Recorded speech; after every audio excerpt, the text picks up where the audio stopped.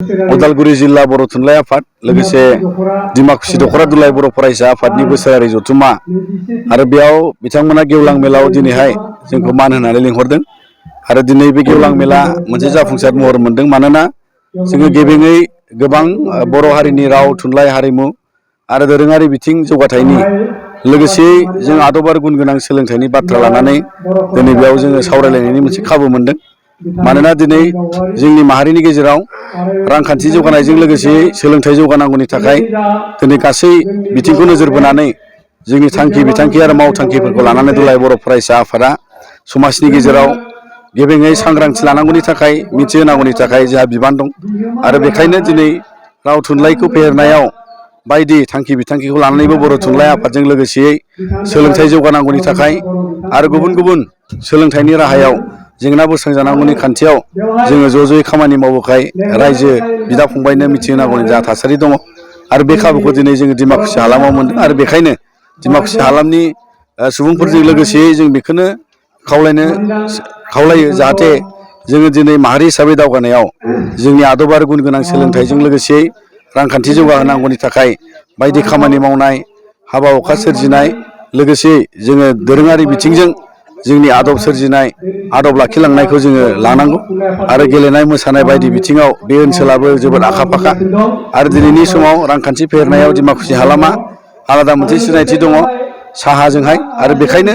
जोङो फोथायनो हायो जे मावनाय दांनायजों जों सोरबिथिं जायखिजाया हाबा मावनानैबो जोङो रांखान्थि जौगानाय न'खर जौगानायनि थाखाय जोङो थांनो हायो आरो बेखायनो बर'आ गेरेमसा हारि जानांगौनि थाखाय बर'आ मोनसे मास्टारेस जानांगौनि थाखाय जोङो सोरगिदिं गासै हाबा हारिमुखौ रोंनायनि गेजेरजोंनो जोङो दावगालांनांगोन आरो दिनैबो बर' राव थुनलाइखौ फेहेरनांगौनि थाखाय जोंहा गोबां मावनांगौ दङ। फारसेथिं जोंनि फरायसा हान्जाजों लोगोसे जोंना लेखा फरायनाय हुदाखौ जों बारायनांगौ। मानोना जोंनाव थुनलाइ सोरजिनायजों लोगोसे फरायग्रा मानसिनि संखियाबो बांनांगोन, फरायग्रायाबो बांनांगोन। फारसेथिं फरायनायनि उनाव जोंनि रोंनायनि गियानखौ जोङो गुबुन मुलुगाव आरोबाव बायदि गियानखौ जोङो फोसावनांगोन। जाय गियान फोसावनायजोंसो जोंनि कालसारेल आइडेन्टिटि जोंनि बर'नि रावनि गनायथि आरो सिनायथि आरोबाव मुलुगाव मुंदांखा जाबावगोन। बेखौ सेस्था खालामनानै जोङो दिनै दावगालांनांगोन।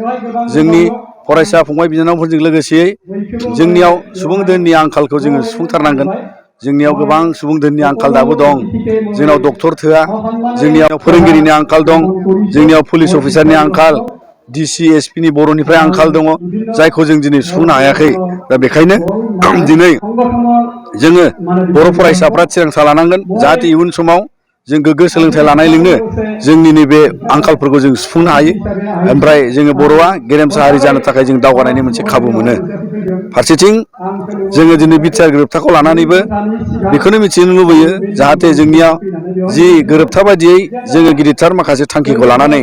बे ओनसोल फेहेरनायखौ लानानै जि खामानि सोलिदों बिनि सायाव जोङो मोनसे फोथायनाय लाखिनानै जों मावदों आरो आथिखालाव बिनि खामानिया जोबनाय मोनसे महराव फैबाय आरो बेखौ लानानै दिनैहाय दुलाइ बर' फरायसा आफादा जों गेबेङै फोरमायनो हायो जे बे खामानिया मोगथां महर मोनसिगोन आरो बिनि दारैनो सनितपुर बिस्वनाथ लखिमपुरनि सिमलुगुरिया बे हालामावहाय आरो बेखौ लानानै जोङो दिनै दुलाइ बर' फरायसा आफादा गेबेङै जोङो खामानि मावगासिनो आरो बेयो मोनसे जोबथा महर मोननायनि लामायाव दङ। जोंनिया बिटिआर एकर्ड इमप्लिमेन्टेसनखौ लानानै गुबुन गुबुन जेरैहाय जोंनि नैबे मेनलि बाउन्डारि इसु फारसेथिं एनडिएफबि बिथांमोननि केस फोजोबनांगौनि थाखाय आरोबाव गुबुन गुबुन फसंथान जिफोरखौ गायसननांगौ दङ बेखौ थाबैनो मावनांगौनि थाखाय बे मोनसे सावरायनाया जालांदों आरो बेयाव बिथांमोनहा फोरमायदों जे थाबैनो गासिबो खामानिखौ नोजोर बोनानै मावफुंनाय जागोन। फारसेथिंजाय जोंनि बिटिसि ओनसोलाव लोगोसे गोदान ओनसोलखौ सोनायजों लोगोसेयै आथिखालाव सिट बारायनांगौनि खोथा दङ आरो बेफोरखौ लाजोबनानै दिनै भारत सरकारा सिरियासलि हम सेक्रेटारि बिथाङा जोंनो फोरमायदों आरो थाबैनो जानुवारि दाननि गेजेराव मोनसे 3 खनायारि जिरायनाय जागोन। जाय जिरायनायनि गेजेरजों माखासे गोख्रों थिरांथायाव फैनाय जागोन जे जोंनि बे इमप्लिमेन्टेसनखौहाय माखासेखौ मावफुंनांगौनि थाखाय थिरांथा लानाय जासिगोन आरो बिनि गेजेरजोंनो जोङो दिनै बेखौ गोजोननाय मोनदों जे भारतनि नखर मन्थ्रिनि हम सेक्रेटारिया बेफोरबायदि खाबु होनायजों लोगोसे बिथांमोना सिरियासलि जोबोद नोजोर लादों जाहाथे बे एकर्डआ मोजाङैनो मावफुंजायो आरो हम मिनिस्टार बिथाङाबो नोजोर लानायखाय दिनैनि समाव जोंनि एकर्डआ मोजाङैनो मावफुंजालांगोननि फिथाइखौ थायगोन होननानै जों सानो।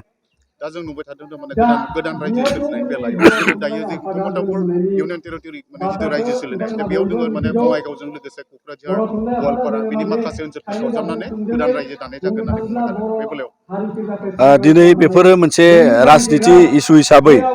राजनिति दाबि हिसाबै जायखिजाया ओनसोलाव थानाय जों सुबुङा जोंबो बर'फ्रा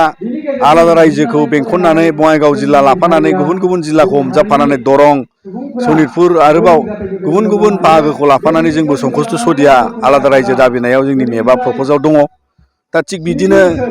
कमतापुरनि प्रप'जालाबो थानो हागौ। दा बिनिखायनो जोङो दिनै बिथांमोननि बेफोरबायदि दाबिनाया इयुनाव बेयो जे मोगथां महर मोनगोन जों बेखौ फोथायनो हाया। मानोना दिनैनि भारतनि सरकारनि एजेन्डायावबो गोदान रायजो सोरजिनायनि थाखाय बिथांमोनहा जेबो एजेन्डा गैथ'वा आरो बेजों लोगोसे बिथांमोनहा बे जायफ्रा कमतापुरनि आवाज होनानै बिथांमोना बेबायदि लाबोदों बेयो माखासे अजुक्ति खोथा जाबाय। मानोना आसामनि सिङाव दिनै धुबुरीनिफ्राय लानानै जोंनि क'क्राझार जिल्ला बङाइगाव जिल्ला आरो चिरां जिल्ला बे गासैबो आसामनि आंगो ओनसोल जाबाय। फारसेथिंजाय क'क्राझार जिल्ला आरो चिरां जिल्लायाथ' दिनै भारतनि संबिजितनि 6थि फारिलाइनि सिङाव मोनसे खुंथाय गोहोआव दंखायो आरो बेनिखायनो खुनु फदाय बे एरियाखौ बोखारनायनि प्रश्न गैया। धुबुरी जिल्लायाबो फदायै दिनैहाय आसामखौ गावनानै थांनायनि बेबस्था गैया आरो बेखायनो दिनै राजनिति परिबेशआव बा पलिटिकेल बेबादि टेरिटरियेल डिभिजन खालामनायाव भारत सरकार आरो आसाम सरकारा आसामखौ बेबादि बेंगलजों सरजाबनाय कमतापुरजों हरनाय बेयो खुनुदिन जानाय नङा बेखौ जोङो फोथायो। दा बेनिखायनो बिथांमोननि जे दाबि बा बिथांमोननि जे प्रसार खालामनाय बेयो मोनसे माने राजनितिनि जि मोनसे खैसार बिथांमोननि बे मोनसे थासारि। दा बेनिखायनो बिथांमोननि जि दाबि नांगौ बिथांमोना दाबिदों नाथाय बेयाव रियेलिटि जेबो गैया। बाजिबाथि जथुम्माया फैगासिनो दं फरायसाफोर माने बेयो रायजो राजाखौ मान खावलायनायजों लोगोसे बेयो बर'नि थाखाय मोनसे गोदान रावफोर माने खबरफोरा जोंनि दुलाराय बर' फरायसा आफादनि 52थि बोसोरसालिया जथुम्माया रौतानि बड'लेण्ड फोथार होननाय मोनसे जायगायाव थि खालामनाय जाबाय। बेयो 27, 28 आरो 29 जानुवारि खालाराव जागोन आरो जों मिजिंथियो बेयाव लैहोर लैहोर बयबो बर' हारिनि गासैबो मोजां मोनग्रा बेवहाय गुबुन गुबुन हाबाफारिखौ नोजोर बोनो बाहाय बाहागो लाहैगोन आरो बिनि गेजेराव जों मिजिंथियो जोंनि बे मोनसे जथुम्माया जारिमिनारि मोनसे जथुम्मा जागोन। मानोना बर'नि एबसुनि जि समाव बावहाय कनफारेन्स जादोंमोन बड'फा उपेन्द्रनाथ ब्रह्म आफादगिरि जालांदों आरो बिनि उननिफ्राय माखासे जारिमिनारि थिरांथा फैदों आरो दिनैबो जोंनि गोरोबथानि उनाव रौतायाव जिहेथु बे कनफारेन्स मोनसे जागोन आरो बेखौ लानानै जोंहा जारिमिनारि माखासे जाफुंसारनाय थिरांथा फैगोन बेखौ जों मिजिंथियो।